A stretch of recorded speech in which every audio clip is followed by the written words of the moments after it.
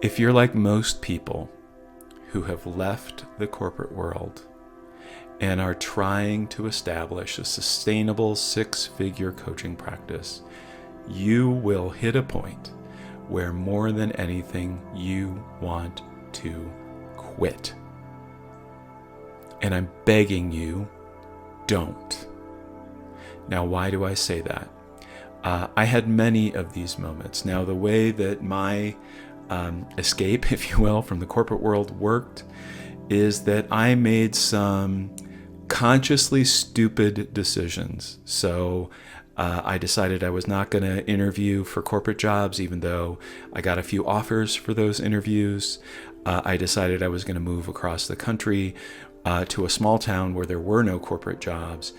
If you're familiar with that saying, it goes back to some, I think it's a Greek battle. I'm not exactly sure, but burning the boats. Oh, it might be Cortez. It might be Cortez invading South America from Spain.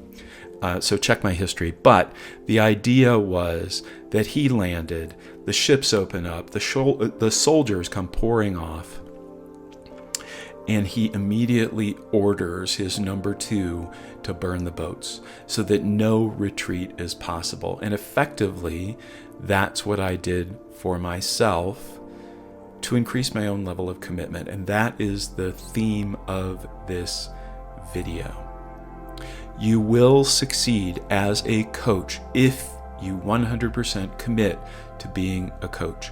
If you leave yourself an out, if you leave yourself a backup plan, the chances are very good that at some point that backup plan is going to look really, really attractive and be really, really tempting, and you may find yourself taking it. And then you have to ask yourself, why did you leave the backup plan in the first place? Did you leave the backup plan because you actually enjoyed your corporate career and you want to get back to it? If that's the case, by all means do it. I know for me, there came a point where I knew what I was being called to do, what I was being called to create in the world, was something that was about me. It was about how I was showing up, not as Jeff from Fidelity or Jeff from Hewitt Associates or Jeff from XYZ Corporation, but just as Jeff. Who am I? And I think that's the fundamental coaching question. It's not a question that we just ask to our clients. It's a question that we're constantly wrestling with for ourselves, because there is this sense as we get into this work more, as we get into more of the inner work that surrounds this work and actually enhances our ability to coach people deeply, that question, who am I? Who am I being? Where am I coming from? Is so inextricably linked to how we serve that it's a question we have to revisit over and over and over again.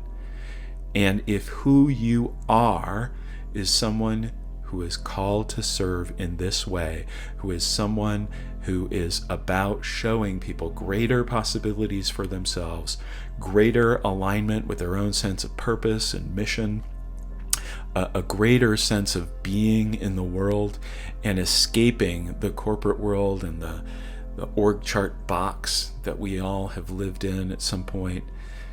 If you're wanting to escape that, if you're feeling called to escape that, commit.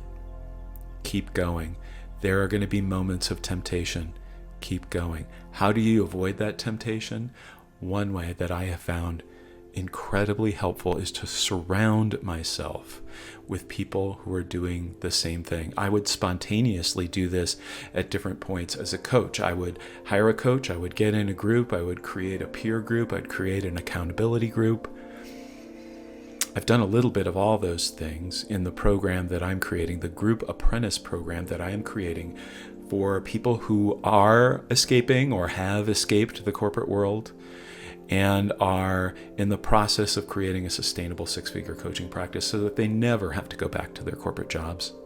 When you're surrounded by people just like you, supporting you, holding out for you, wanting what's best for you, it becomes so much easier not to succumb to that temptation and to fully commit to what it is that you're called to create in the world. So if that appeals to you, I would love it if you would click below this video, get a copy of the video that I did on the 3 top mistakes that I see coaches who are building sustainable 6-figure coaching practices, the 3 top mistakes that I see people make over and over again, and what to do instead.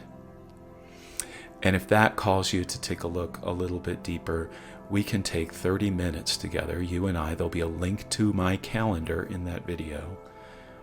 And we can talk about exactly how those 3 mistakes and anything else you want to talk about apply to you.